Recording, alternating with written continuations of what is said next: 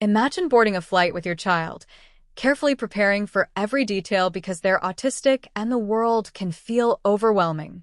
You've picked the perfect seats, the bulkhead row, for space, comfort, and peace. You think you're ready. Then she appears. A woman across the aisle, demanding, entitled, ready to make your life miserable. She wants you to move your child for quiet. You explain gently, repeatedly, that your son needs this space. She huffs, rolls her eyes, and refuses to back down. Every hour of the flight becomes a battle of wills. She leans, whispers, taps, does everything she can to unsettle your son. And he begins to feel the stress. His small hands grip yours, his breathing quickens, and your heart races. But just when it seems like the world is against you, the captain steps in. Suddenly, a quiet victory is within reach, a safe bulkhead row, calm space, and the reassurance your child desperately needs. Through turbulence, entitlement, and sensory overload, you realize something powerful. Standing up for your child, protecting their peace, and advocating for their needs is a victory far greater than anyone else can see. This is not just a flight. It's a story of courage, love, and the unshakable bond between a parent and child. I had always been a nervous flyer, but traveling with my son added a whole new layer of anxiety. My son, Alex, is autistic, and the sensory overload of airports, airplanes, and the general chaos of travel often left him anxious and overwhelmed. We'd flown together before, but every trip felt like preparing for battle, carefully orchestrating every detail to minimize stress. This trip was no different. We were headed to visit my parents across the country, and I had chosen our seats meticulously, bulkhead row, right by the wall, giving us a little extra space for Alex to stretch his legs. It was perfect, or so I thought. As we boarded, Alex clung to my hand tightly, his small fingers pressing into mine, his knuckles white. He hates the noise, hates the crowds, and hates being stared at. The plane cabin was buzzing with the usual chatter, the clatter of carry-ons being stowed, and the whirring of the air conditioning. My palms felt clammy, my heart racing, but I reminded myself, we were prepared. We reached our seats and settled in. Alex immediately pressed his head against my shoulder, headphones on, his sensory blanket draped over him. It's his little cocoon, his shield against the world. I had brought snacks, toys, and his favorite book, everything to keep him calm. Just as I was exhaling, confident that we were going to make it through this flight without incident, I heard it, a sharp, impatient voice. "Excuse me," a woman said, her tone icy and demanding, cutting through the ambient noise of the cabin. "My child is very sensitive to noise. Can you please switch seats with me?" I turned to see a woman in her mid-30s, sharply dressed, her eyes scanning the cabin with a hint of entitlement. Next to her, a small boy fidgeted in his seat, clutching a stuffed animal. I felt my stomach twist. The last thing I wanted was to move Alex. He's rigid about his routines, and moving seats mid-flight can trigger a meltdown. But I tried to remain polite. "I'm sorry," I said gently. "We're in the bulkhead row because my son feels more comfortable there. It's easier for him to have that space." The woman's expression hardened. "Well, my child is sensitive too. Can't you just move? It's just one row. Surely you can accommodate us." I took a deep breath. I knew this was going to escalate. "I'm afraid not. My son is autistic, and the bulkhead row really helps him. Moving would be very stressful for him." She huffed, tapping her fingers on her armrest impatiently. "This is ridiculous. The airline should seat us somewhere quiet. You're being unreasonable." I felt my face flush with frustration and anxiety, but I tried to stay calm. I had dealt with difficult people before, and I knew getting defensive wouldn't help. I looked back at Alex, who was gripping his blanket tighter, already sensing my tension. I whispered to him, "It's okay, buddy. We're fine." The confrontation caught the attention of a few nearby passengers. Some looked sympathetic, others just rolled their eyes. But before I could respond further, the flight attendant arrived.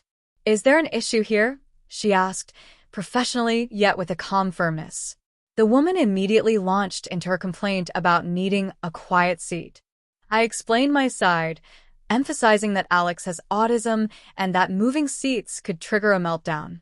The flight attendant nodded thoughtfully, and then, surprisingly, she said, "Actually, we can move you to the bulkhead row across the aisle. It's empty, and it will give your son the space he needs. You'll have the extra legroom, and the environment will be quieter." I blinked, momentarily stunned. Did she just say what I thought she said? The flight attendant smiled kindly. "We always try to accommodate passengers with special needs." I looked at Alex, who was now staring at me with wide, surprised eyes. "See, buddy? We're okay," I whispered, relief washing over me. The woman, who I later learned was known among flight attendants as a Karen, looked momentarily taken aback. Her mouth opened, but no words came out. She had clearly expected me to be the one who moved, not the other way around. As the plane taxied and the engines roared, I felt a mix of triumph and relief. We had navigated the first obstacle, and Alex was calm, headphones on, cuddled in his little space. I leaned back and allowed myself a moment to breathe. But little did I know, this was only the beginning. The tension in that cabin was far from over, and I had no idea how far this woman was willing to push. Because once a person like her feels entitled, and once they see a parent willing to stand firm, they rarely back down quietly. And as the seatbelt signs blinked on, and the plane lifted off the ground, I realized that what was supposed to be a simple trip was about to become a lesson in patience, advocacy, and standing up for my son. The plane had barely leveled off when the cabin lights dimmed slightly, signaling the beginning of our journey. Alex nestled into his little corner of the bulkhead row, eyes glued to the window, headphones drowning out the noise of the engine hum. For a brief moment, everything felt peaceful. I dared to think maybe the worst was behind us. But of course, peace is often short-lived when a Karen is involved. I noticed her across the aisle, glancing at us again, her lips pressed into a tight line. She whispered something to her son, who obediently sat quietly, staring down at a tablet. It was clear she was trying to stage a subtle power play, making us uncomfortable without overt confrontation. I tried to ignore her. I focused on Alex, offering him a snack, checking that his favorite soft toy was within reach. The flight attendants moved up and down the aisles, the gentle hum of their presence calming in a way only they could. Alex even let out a small, contented sigh. My heart swelled. He was relaxed. For now. But just as I started to relax, I felt a tap on my shoulder. My stomach sank. "Yes?" I asked cautiously, trying to maintain calm. The flight attendant who had helped us earlier was standing there, looking a little apologetic. "Sir," she began softly, "I need to let you know, there's been a complaint from the passengers in the back section. They've requested that all children be monitored more closely." I blinked. "Monitored? Alex isn't doing anything wrong. He's just sitting here quietly." "I understand," she said, "but I wanted to let you know in case there's any further issues. Some passengers are sensitive to noise or movement." I swallowed my irritation. Of course. People complain. People always complain. But this wasn't just a casual complaint. It was escalating into a form of intimidation. I looked across the aisle. Karen was sitting there, pretending to read her magazine, but her eyes kept darting toward us. She was clearly strategizing, waiting for the perfect moment to strike. Alex shifted uncomfortably. He tugged on my sleeve. "Mom, loud." I glanced around. The cabin wasn't particularly loud, just the usual engine hum and soft chatter. But I knew what he meant. Sometimes even the slightest sound, a dropped magazine, the rustle of a snack bag, could feel like a thunderclap to him. I reached over and held his hand, rubbing my thumb gently across his knuckles. "It's okay, buddy. I'm right here." Karen's eyes narrowed. She leaned slightly toward her son, speaking in hushed tones, clearly trying to provoke Alex without openly doing so. And I realized this wasn't just about a seat anymore. This was about her feeling in control, asserting her entitlement. I took a deep breath, reminding myself to stay calm. Alex needed me to be his anchor. I whispered to him again, "We've got this. Just a little while longer." Minutes passed like hours. Karen tried to make her presence known subtly, knocking into the aisle when the flight attendants passed, stretching her arms, sighing loudly, and even leaning just slightly toward us when she thought no one was watching. Every movement felt calculated. Then the inevitable happened. Alex flinched at a sudden jolt. The plane hit a patch of turbulence. His body tensed immediately, hands gripping mine like a lifeline. I whispered reassurance, trying to distract him with a story from his favorite book. But Karen, sensing an opportunity, turned to her son and muttered loud enough for us to hear. See?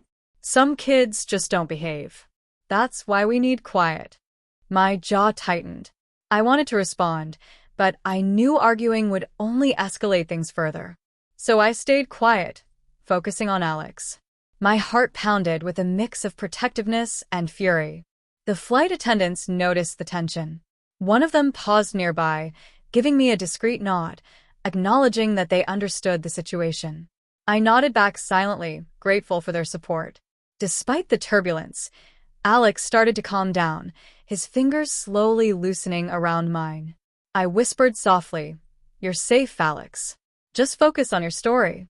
Karen, however, wasn't done. As the plane leveled out again, she began gesturing toward us, speaking in a hushed but sharp tone to her son, trying to make a scene. I could feel the tension radiating through the cabin.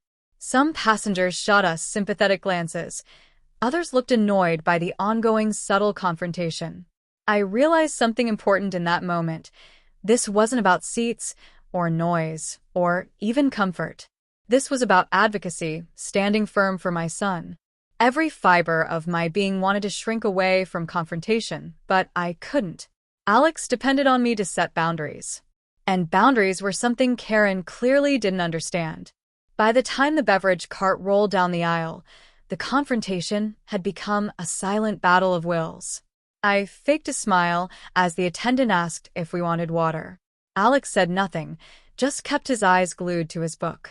He trusted me to handle this, and that gave me strength. I realized, with a pang of both anxiety and pride, that sometimes parenting isn't just about love and care, it's about courage. It's about standing up to people who don't understand, or worse, don't care about your child's needs.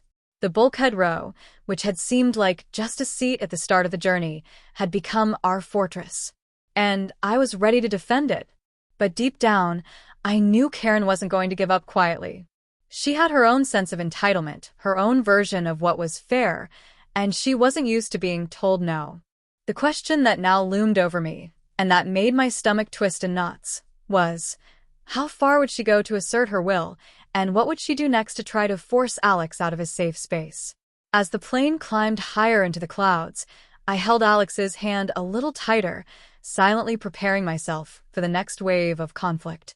Because on this flight, nothing about this journey was going to be easy. The plane had settled into cruising altitude, the steady hum of the engines usually soothing to passengers, but for Alex, even the slightest shift could feel like chaos. I tried to keep him focused on his book, whispering little reassurances every few seconds. "See, buddy? We're okay. Just the clouds outside." His fingers clutched mine tighter, but for now he was calm. Across the aisle, Karen was clearly simmering. I could feel her gaze, piercing me like a laser beam. She wasn't just uncomfortable. She was plotting, waiting for an opportunity to escalate the situation. Her son was glued to his tablet, but she kept whispering instructions under her breath. It wasn't just passive entitlement anymore, it was active sabotage. I was trying to focus on Alex, tuning out the tension, when the inevitable happened. A small boy in the next row let out a scream, probably from turbulence, and Karen flinched dramatically, gasping loudly. She shot me a glare, as if Alex and I were responsible for the disruption. My jaw tightened, but I refused to respond. I had promised myself I would protect my son from this chaos, without giving her the satisfaction of confrontation. Minutes dragged. Every time Alex relaxed, she would make another subtle movement, another gesture, another whisper meant to unsettle him. I could feel my patience fraying, but I knew that losing control would only escalate the situation further. Finally, she crossed a line. As the flight attendant passed by with the snack cart, Karen leaned slightly across the aisle, her voice just loud enough to carry. You know, the captain should really move these children somewhere quiet. It's not fair to the rest of us. My blood ran cold. She had just publicly escalated it. I felt my face heat up, my hands clenching around Alex's. He looked up at me, eyes wide and scared. Mom, angry lady. Yes, buddy, I know, I whispered, rubbing his back soothingly. But we're safe. I've got you. The cabin was now tense. Other passengers were noticing the subtle war brewing across the aisle. Some glanced sympathetically, others rolled their eyes. But no one intervened. It was just me and my son versus the storm of entitlement in the seat across from us. Then came the announcement. Ladies and gentlemen, this is your captain speaking. We have been made aware of a seating situation in row 12. Our crew has assessed the matter, and we have arranged a temporary adjustment to ensure the comfort and safety of all passengers. A flight attendant will be assisting shortly. I froze. My heart skipped a beat. The captain? Personally? Seconds later, a flight attendant approached, smiling gently. Sir, the captain has approved a reassignment for you and your son. There's an empty bulkhead row just a few rows forward. It's quieter, has more space, and will give Alex a better environment for the flight. I blinked in disbelief. The universe, it seemed, was finally siding with us. I glanced at Alex, who was now staring up at me with wide, astonished eyes. We get to stay, he whispered. Yes, buddy. We get to stay, I replied, relief washing over me. Karen's face fell. Her lips parted in shock, and I could almost hear her thinking, this isn't supposed to happen. Her entitlement had collided with reality, and reality had won. We gathered our belongings and moved to the new row, Alex gripping my hand all the way. The bulkhead row stretched before us like a small haven, extra legroom, a clear view of the aisle, and importantly, the psychological barrier that allowed Alex to feel safe. He sat down and immediately relaxed, his shoulders dropping, his fingers loosening around mine. For the first time since boarding, I allowed myself a small sigh of relief. Alex leaned back, headphones on, and even smiled, a rare, genuine smile. I knew how much these small victories mattered. Meanwhile, Karen's fury was palpable. I noticed her tapping her fingers impatiently on the armrest, whispering sharply to her son. Her entire demeanor screamed indignation, but there was nothing she could do. The captain had intervened, and the bulkhead row was ours. I glanced at Alex, who was now flipping through his book, absorbed and calm. My chest swelled with a mix of pride and exhaustion.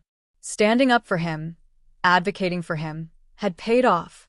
But the experience had left me shaken. I realized then how much strength parenting required, not just the daily patience and care, but the courage to confront unreasonable people, the perseverance to navigate bureaucracy, and the resilience to protect your child from subtle, and sometimes not so subtle, attacks. As the flight continued, I kept my hand on Alex's knee, feeling the warmth and steadiness of his small presence. The turbulence of the sky had nothing on the turbulence we had endured across the aisle. And for now, we were safe. But I knew that Karen wasn't someone who would simply disappear. Entitlement, once stirred, rarely sleeps. I could see it in her eyes even from across the aisle, a storm brewing, subtle but dangerous. Yet in that moment, watching Alex finally settle, I realized something important. Victory wasn't about defeating her. It was about protecting my son, creating a safe space where he could be himself. And that, I reminded myself, was worth every moment of stress, every whisper, every passive-aggressive glance. The captain's intervention had been our lifeline. The bulkhead row had been our fortress. And I finally let myself breathe, at least for a little while, knowing that for now, Alex was safe. But I also knew this was a journey, not just across the country, but through the storm of public scrutiny, entitlement, and the unpredictable challenges of traveling with a child whose needs demanded understanding, patience, and advocacy. And as the plane soared above the clouds, I held Alex's hand a little tighter, silently promising that no matter what happened next, I would always be his shield. For a while, Things seemed calm. Alex was finally comfortable in the bulkhead row, his small legs stretching freely, his headphones softly playing his favorite music. I let out a breath. I didn't even realize I'd been holding. Maybe, just maybe, we were past the worst of it. But calm rarely lasts long in the skies, or in the presence of someone like Karen. From across the aisle, I noticed her shifting in her seat, her eyes scanning the cabin like a predator hunting for prey. Her son was quiet, docile, but she kept glancing at us, fingers tapping against her tablet, lips moving as if rehearsing some complaint. I knew that look. It was the precursor to a passive-aggressive move, something subtle, but designed to unsettle us. And then it happened.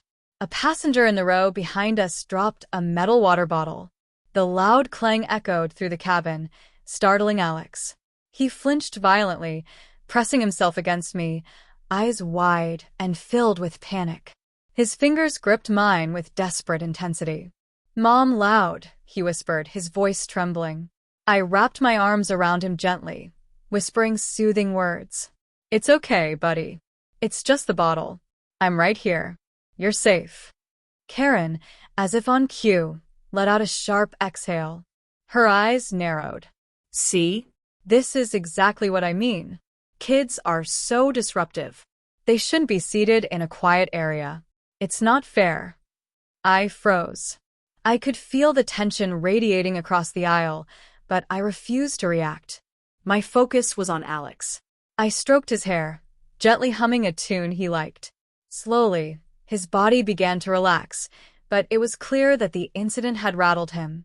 I looked around. The flight attendants were busy, but I noticed one glance our way, a silent signal of support. That small acknowledgement meant more than words. Then Karen did something subtle, yet infuriating. She leaned just slightly, enough that her arm brushed mine. It wasn't overt, but it was enough to make Alex flinch again. His breathing quickened, and I could see the panic returning. My blood boiled, but I reminded myself, this was Alex's fight, not a shouting match with Karen. I whispered in his ear, "Focus on me, buddy. Look at me, not her." I held his gaze, keeping my voice calm, steady, and reassuring. Slowly, his breathing began to even out. But the tension wasn't just external. Traveling with Alex always brought an internal storm as well. Every noise, every movement, every subtle glance could trigger sensory overload. And mid-flight, in a confined space, there's no escaping it. I glanced at Karen again. She was tapping her foot impatiently, glancing around as if the universe should bend to her will. I realized then something important. People like her don't understand boundaries. They only understand consequences. And sometimes you have to assert yourself firmly but gently to protect those you love. Minutes later, the captain's voice came over the intercom. "Ladies and gentlemen, we are expecting a brief period of turbulence. Please remain seated with your seatbelts fastened." Alex stiffened instantly. Turbulence is never fun for anyone, but for him, it can feel terrifying. I reached over, holding his hand, squeezing gently. "It's okay, buddy. Just a few bumps. I'm right here." The plane shook slightly. Alex's knuckles turned white as he clutched my hand, eyes darting around, searching for danger. I whispered, "Remember your story, remember your music. We're safe." Karen, of course, couldn't resist a comment. "See? This is exactly why kids shouldn't be seated near people who want peace. It's disruptive." I bit my tongue. Every fiber of my being wanted to snap, to tell her exactly what I thought. But I knew better. Alex's well-being came first.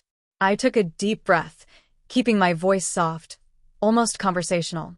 You know, some of us have children with special needs.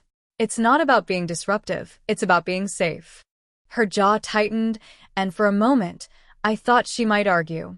But instead, she just looked away, muttering under her breath. Victory, subtle but important. The turbulence passed, and Alex finally exhaled, leaning back in his seat with a small smile. I smiled too, my heart swelling with relief. This was more than just surviving a flight. It was advocating for him, teaching him that it's okay to have needs, to ask for support, and to find comfort even when the world seems loud and chaotic. As the hours stretched on, I reflected on the battle we had endured. Flying isn't just about planes and airports. It's about navigating a world that often doesn't understand differences. For Alex, the bulkhead row wasn't a luxury, it was a necessity. And standing up for him had been worth every anxious heartbeat, every passive-aggressive glance, every whispered insult from across the aisle. By the time the flight attendants dimmed the cabin lights for a mid-flight rest, Alex was finally relaxed, headphones on, his sensory blanket cocooning him. I leaned back, exhausted but triumphant, knowing that for now, we had won. The battle for peace wasn't over, but at least we had a moment of calm in a storm that never seemed to end. As I watched him drift into his quiet world, I silently promised myself something. No matter how difficult, no matter how entitled some people could be, I would always protect him. The world might not understand, but that didn't matter. I did. And in that moment, I realized that flying with Alex wasn't just a journey from one city to another. It was a lesson in patience, resilience, advocacy, and love, the kind of love that never lets go, even when the turbulence feels endless. Hours had passed, and the flight was slowly approaching its midpoint. For most passengers, the long journey had become a background hum. For me and Alex, every second was a delicate balance of vigilance, reassurance, and patience. Alex had been doing remarkably well, given the circumstances. His headphones muffled most of the cabin noise, his sensory blanket provided comfort, and the bulkhead row offered enough space to stretch and fidget without drawing attention. I dared to hope we were finally in the clear. But hope, I had learned, can be fragile, especially when Karen was on board. From across the aisle, I noticed her shifting once again, leaning subtly toward us, her son now pointing at something on his tablet. She whispered under her breath, sharp enough that I caught part of it. She's clearly struggling. Maybe she should just move him somewhere else. I clenched my jaw. This wasn't just passive-aggressive behavior anymore. It was intentional.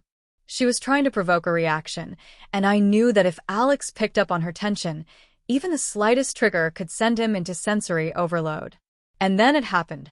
A flight attendant announced that the cabin lights would be dimmed for an hour of rest. Normally, this would have been a relief, a way for Alex to relax in a quieter environment. But for him, sudden changes in lighting were unsettling. He flinched, his small hands gripping mine tightly, his breathing quickening. "Mom, dark," he whispered, panic creeping into his voice. I immediately put my hand over his, rubbing it gently. "It's okay, buddy. We're safe. Look at me. Nothing's wrong." But Karen, as if sensing weakness, shifted just a fraction closer. Her elbow brushed my arm, not enough to be obvious to anyone else, but enough for Alex to feel it. He flinched violently. His breathing became shallow and rapid. I realized we were at a breaking point. "Alex, look at me," I whispered firmly but gently. "You're safe. Mom is right here. We're in our special row. It's just us.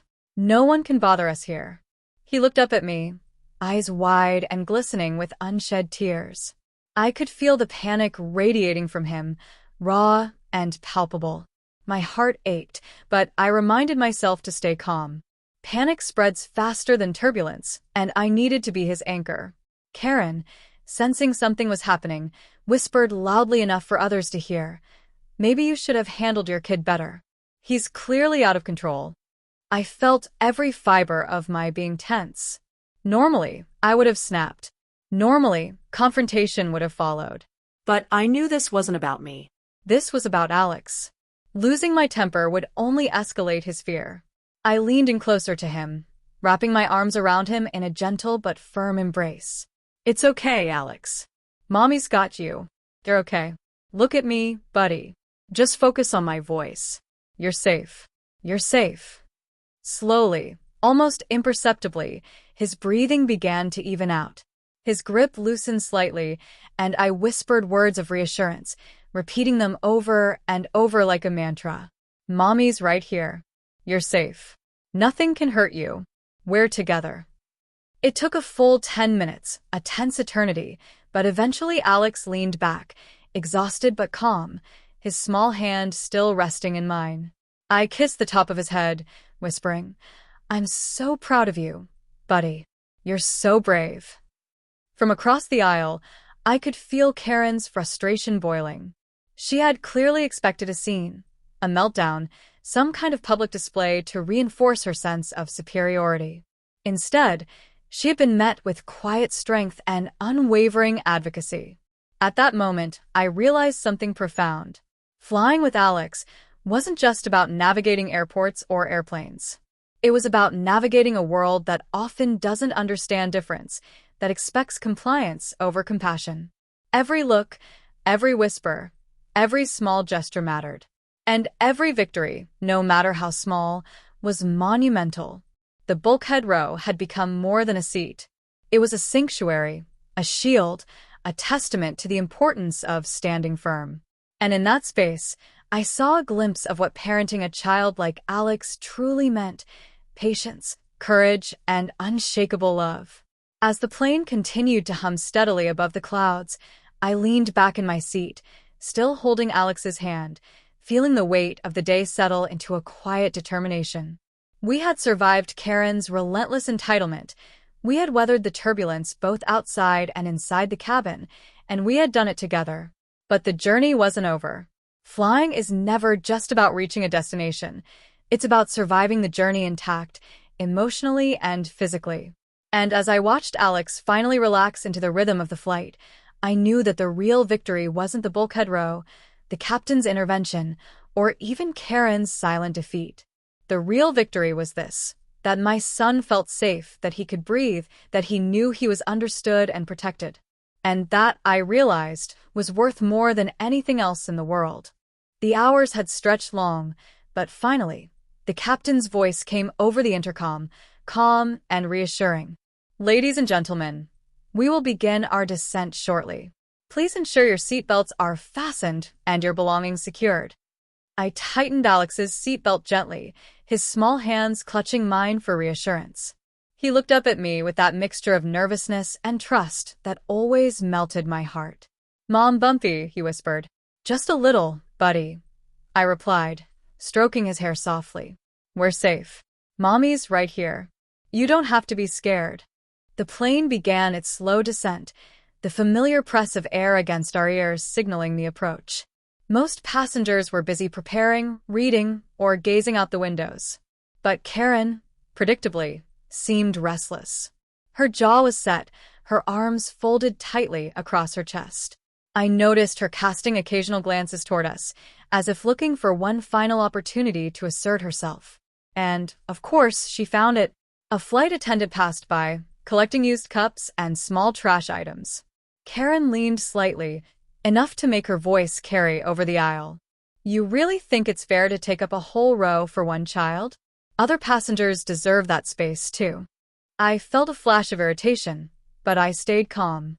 I could sense Alex tensing beside me, picking up on my subtle shift in mood. I leaned in, whispering, "Ignore her, buddy. We're okay. Look at me, not her."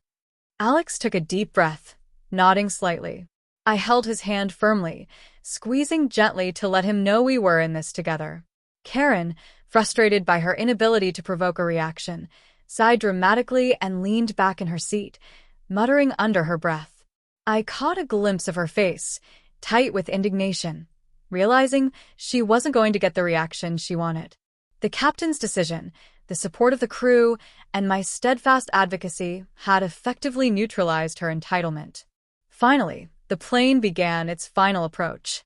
The engines hummed steadily, and the familiar sight of city lights below began to emerge. I glanced at Alex, whose small face was lit up by the glow of his tablet. His fingers tapped rhythmically on the screen, a sign he was settling into a calmer state. I allowed myself a small, private smile. We had made it.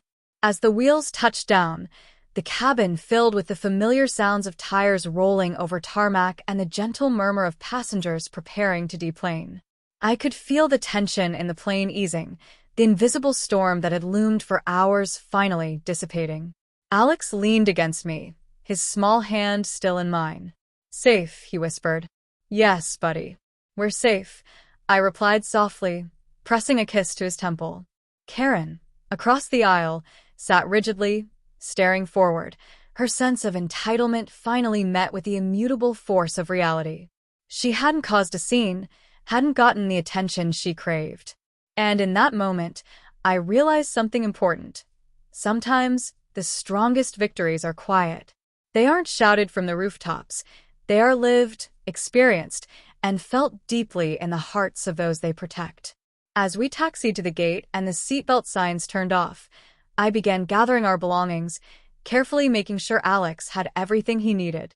He stayed close, small fingers entwined with mine, a reminder of why every confrontation, every tense moment, every difficult decision had been worth it. The cabin doors opened, and the cool, familiar air of the terminal rushed in. Passengers began moving toward the exits, and I could feel a sense of relief washing over me. This was the end of the journey, and yet it felt like much more than that. It had been a test, not just of patience, but of advocacy, of standing firm, and of protecting what matters most. I looked down at Alex, who was now smiling softly, finally at ease, and I felt a profound sense of pride. We had faced entitlement, chaos, and sensory challenges head-on, and we had come out stronger. The Bulkhead row had been more than just a seat. It had been a sanctuary, a shield against the storm of entitlement that had loomed across the aisle.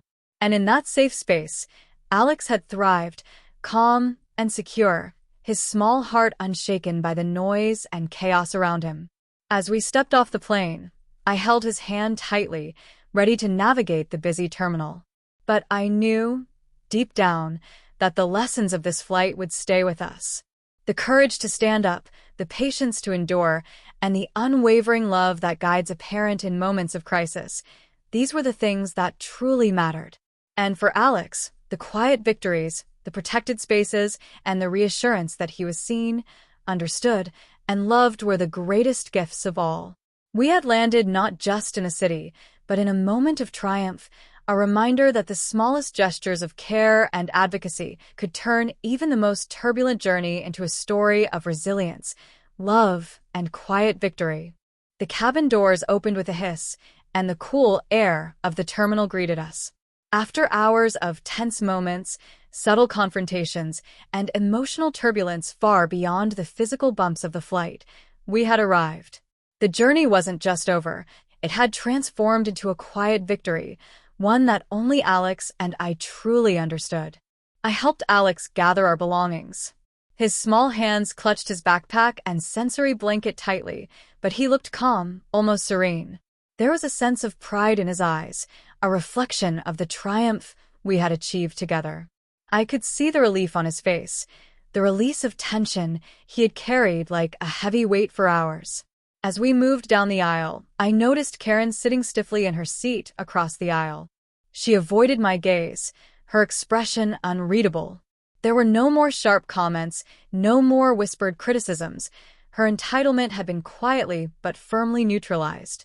The captain, the crew, and our steadfast commitment had ensured that her plans to dominate our experience had failed. Alex walked closely beside me, his small hand in mine. I whispered softly, "We did it, buddy. You were amazing." He smiled faintly, a soft, genuine smile that warmed my heart. "Safe, Mom," he said simply. "Yes, Alex." "Safe," I replied, squeezing his hand. And in that simple exchange, the hours of tension, the battles with entitlement, the turbulence, and the sensory overload all dissolved into a shared triumph, an intimate victory that no one else in the terminal could fully appreciate. As we reached the gate exit, the hustle and bustle of the airport suddenly felt different. The noise was less intimidating, the crowds less overwhelming. Because in that moment, I realized we had created our own safe space, not just physically in the Bulkhead row, but emotionally, mentally, and psychologically. Every glance, every whisper, every small act of advocacy during the flight had contributed to this moment. I had learned as a parent that sometimes you have to stand firm, even when it's uncomfortable. That protecting your child's peace and sense of security sometimes requires courage, patience, and unwavering belief in their needs. And Alex had learned something too. He had learned that even when the world feels overwhelming, when others don't understand, or when people act entitled or unkind, there are safe spaces. And those safe spaces are created by love, trust, and the bond between parent and child. I paused for a moment, taking in the scene. Passengers hurried past, rolling their bags, speaking in hurried tones, completely unaware of the small drama and triumph that had just unfolded in row 12. I let myself smile quietly. This victory wasn't for anyone else to see. It was for Alex and me. We stepped out of the terminal, and the fresh air of the city wrapped around us. I held Alex close for a brief moment, his small frame pressed against mine, and I whispered, "We did it, buddy. No one can take your space away when we're together." He looked up at me, eyes bright and trusting, and said, "Together, Mom." Yes. Together. That was the essence of everything we had endured. Together, we had faced turbulence, entitlement, and sensory challenges. Together, we had stood firm, advocated for what was right, and emerged stronger. Together, we had transformed what could have been a stressful flight into a story of courage, patience, and love.